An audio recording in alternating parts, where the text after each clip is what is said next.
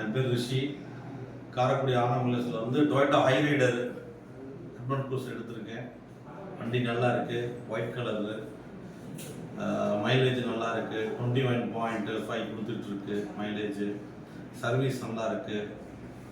அதுக்கப்புறமா வந்து இங்கே உள்ள ஸ்டாஃப் மேனேஜர் அவர் கனகராஜ் ரத்னம், அவர் நல்ல சேல்ஸ் மேனேஜர், நல்லா குவாய்ட்டாக பேசுகிறாப்புல, எல்லா கஸ்டமர்கிட்டையும் நல்லா இது பண்ணுறாப்புல. நான் கூட அறந்தாங்கில் ஒரு 5-6 வண்டிக்கு ப்ரிஃபர் பண்ணேன். நம்ம வீட்டிலே நிறைய ஒரு 4-5 வண்டிக்கிட்ட கிளான்ஸா இனோவா எல்லாமே கொடுத்துருக்கு காரைக்குடி ஆனமலைஸ்லேருந்து. அது மாதிரி வந்தால் கேஷியர் சரி, அங்கே உள்ள சூப்பர்வைசர்ஸ் எல்லாருமே நல்லா சப்போர்ட் பண்ணுறாங்க. மெக்கானிக்ஸ் எந்த ஒரு பிரச்சனை இருந்தாலும் இமீடியட்டாக கஸ்டமருக்கு சப்போர்ட் பண்ணி கொடுக்குறாங்க. நம்ம பிஹேவியர்ஸில் நல்லா இருக்குது. அதுக்கப்புறம் வந்து வண்டியோட பர்ஃபார்மன்ஸ் சொல்லவே தேவையில்லை, பக்காவாக இருக்குது, பயங்கர எக்ஸலண்ட்.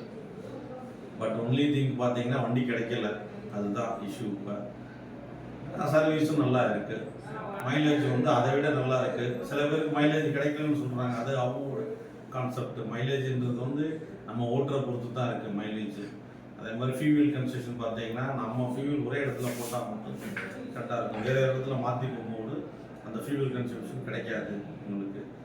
அதே மாதிரி வண்டி எப்போ எந்த இடத்துல ஸ்பீடாக ஓடணும், எங்கே ஸ்லோ போகணும், இந்த விஷயங்கள் நிறைய இருந்துச்சுன்னா நம்ம வண்டி வந்து 21.5 26 கூட ஹை ரைடர் கொடுக்கும். ஏன்னா என்னோடய வண்டி 22.5 கொடுத்துச்சு கரெக்டாக. இப்போ 21 இருக்குது.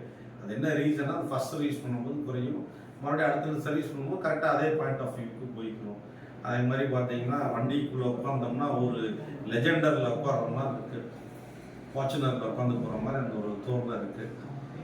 எல்லாமே பர்ஃபார்மன்ஸ் பக்காவாக இருக்குது. நீங்களும் இன்ஷா அல்லாஹ் அதை ஷேர் பண்ணுங்கள். நன்றி, வணக்கம்.